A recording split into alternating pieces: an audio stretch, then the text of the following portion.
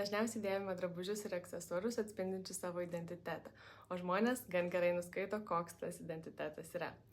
Mums nuolat augant ir tobulėjant, kartu turi keistis ir mūsų stilius. Jei jis nesikeičia, kartu su mumis, įspūdis, kurį mes projektuojame, nesutampa su tuo, kas iš tikrųjų esame. O būti nesuprastam yra tikrai labai nemalonu. Yra toks terminas pagrindinio veikėjo sindromas, kurį daug kas mano, kad sukūrė dabartinė Gen Z karta, save atskleisdama įvairiose socialiniuose tinkluose, tokiuose kaip TikTok ir Instagram.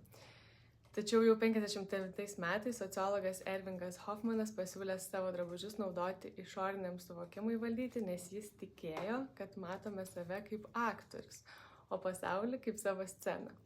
Lygiai taip pat kaip aktoriai pasitikė kostiumų dizaineriais, padedančiais žiūrovams daryti tikslės prielaidas apie savo personažus, taip mes, kasdieniai žmonės, naudojame drabužius kaip rekvizitą, norėdami pristatyti save kitiems labai konkrečiais būdais.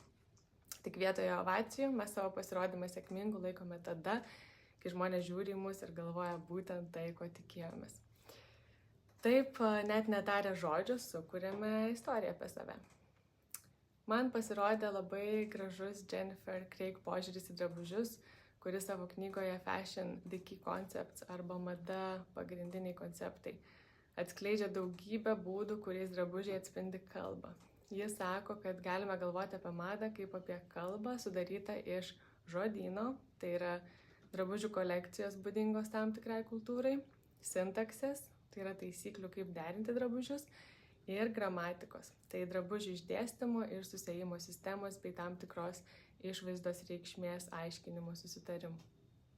Taigi, jei pridėtume į savo spintą žiūrėti kaip į žodyną, galėtume išėję į gatvę kaip aktoriai į sceną, kasdienius savo pasirodymus atlikti taip, kad jie visada būtų suprasti teisingai.